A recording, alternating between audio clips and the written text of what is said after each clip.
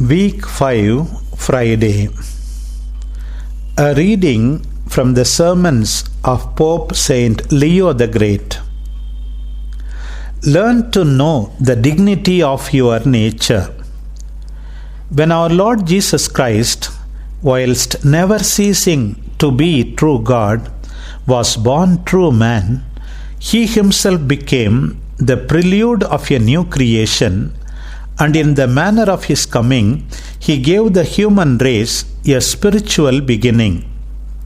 What mind can understand this mystery? What tongue can do justice to this gift of grace? Evil reverts to innocence. The ancient becomes new. Outsiders are adopted into the family, and strangers enter into the inheritance. O man, rouse yourself.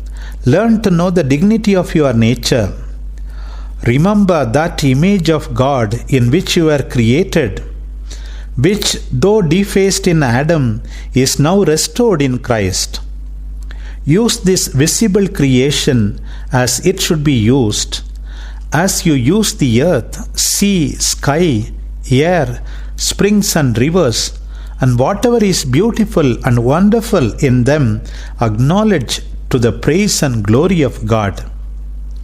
Touch physical light with the bodily sense and embrace with all the power of your soul the true light that enlightens every man coming into the world, of which the prophet says, "Look on him and be radiant, so your faces shall never be ashamed."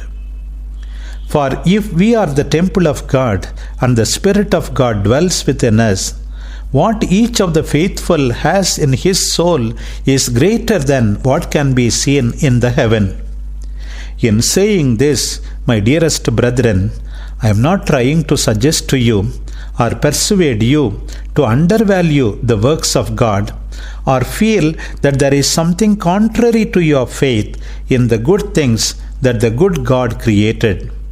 But I do mean that you should use all the variety of creation and everything that makes this world beautiful in a reasonable and balanced way. For the things that are seen are transient, as the Apostle says, but the things that are unseen are eternal. Hence, since we are born into this present world, but reborn into the world of the future, let us not be given over to what is transient, but let us set our hearts on what is eternal. And in order to have a deeper insight into our hope, let us ponder over what the grace of God has given to our human nature. Let us listen to the Apostle's words, "For you have died, and your life is hid with Christ in God."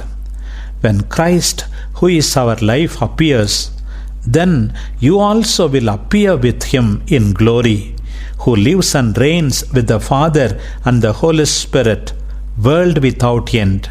Amen.